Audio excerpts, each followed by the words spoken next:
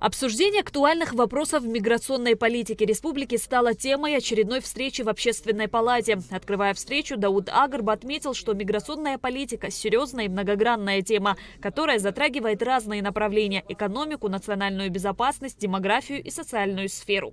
Тема, которая привлекла наше внимание, наш интерес, так как наше государство, как известно, тоже развивается, процессы идут.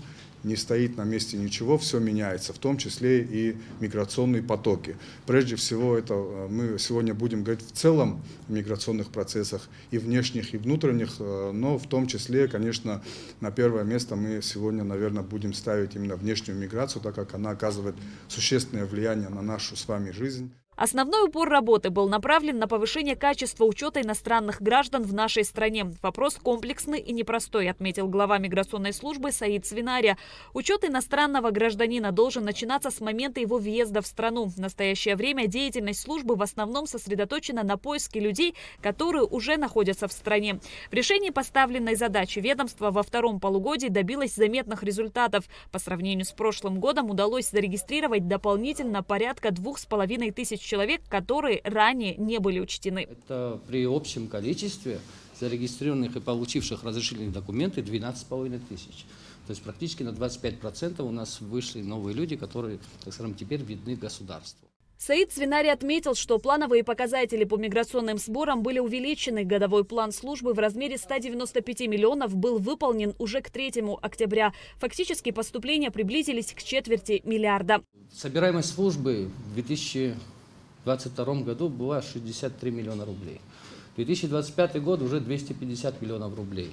Главным, так скажем, главной причиной возможности собираемости стало, как только появилась возможность у миграционной службы стать на границе между Российской Федерацией и Республикой Абхазия, как только появился первичный учет.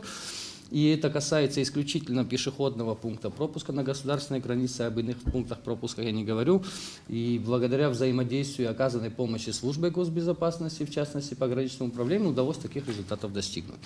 Но, опять-таки, существует у нас возможность, сегодня у нас воздушный пункт пропуска запущен, у нас есть железнодорожное сообщение, то есть, грубо говоря, попасть в страну, не будучи не зафиксированной миграционной службой, она существует. Это задача, которую мы решаем.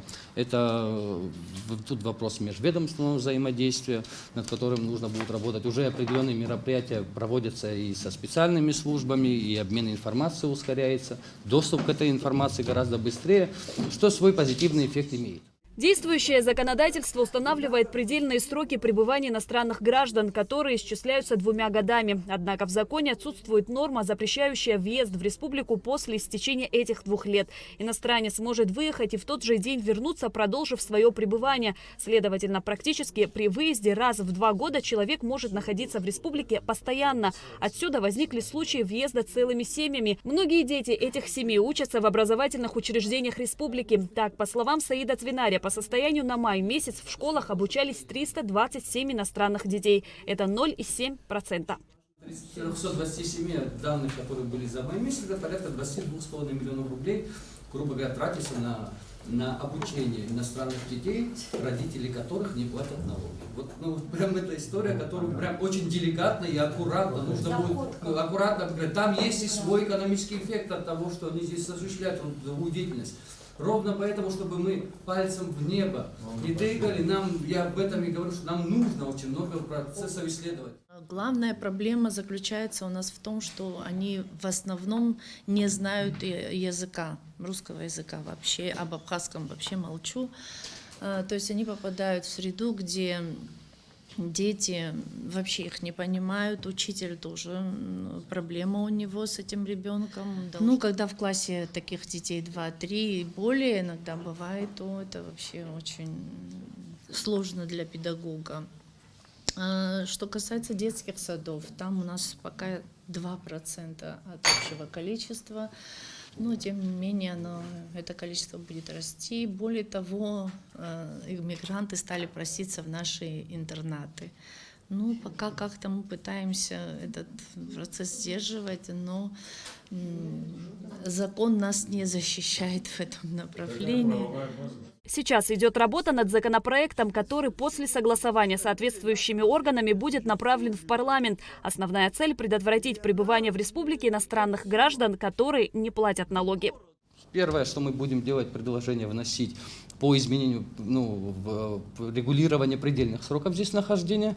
Дополнительно должен появиться элемент налогообложения, пусть он будет не большим, так скажем, таким базовым, не на сильно высоком уровне, но при этом мы тем самым будем понимать о том, что у нас большое количество налогоплательщиков, во-первых, раз появилось, и будет неким элементом для того, чтобы в том числе и принимать решение, насколько полезен человек государству или нет. Были обсуждены перспективы развития и высказали свое видение решения данного вопроса. Необходимы точные данные о том, какие специалисты и в каком количестве нужны в Абхазии, подчеркнули участники встречи. Надо провести все-таки социологическое исследование, как среди мигрантов, так и среди нашего населения. То есть посмотреть, где есть точки соприкосновения в этом вопросе. Сколько нам, правильно было сказано, сколько нам мигрантов нужно, на какие работы нам нужно. Надо, конечно, усилить работу санэпидстанции. Объясняю почему. Среди них есть больные. Они заезжают, я не говорю, что они все больные, но варианты заболеваемости есть. Абсолютно точно прозвучало, что мы должны понимать, сколько мы должны иметь этих трудовых мигрантов, да, потому что сегодня спрос рождает предложение, спрос на трудовых мигрантов в нашей стране есть, и он колоссальный, и слава Богу, что этот спрос удовлетворяется потребностями нашей экономики, потому что сегодня весь мир воюет за трудовых мигрантов, можно сказать, борется, и не дай Бог, если бы у нас их не было, да, там. Другое дело, о каком количестве мы говорим, конечно, это вопросы уже такого правового характера. Кстати говоря, это люди образованные, очень многие врачи у нас подметают улицы, очень многие технические работники у нас занимаются там вопросами водопровода и так далее. Да? Слава Богу, что эти люди у нас есть.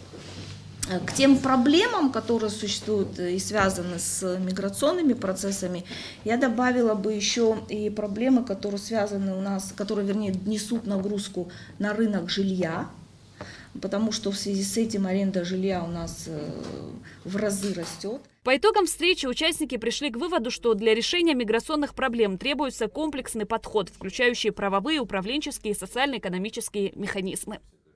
Шазина Ханагу, Арам Укамге, Абхазское телевидение.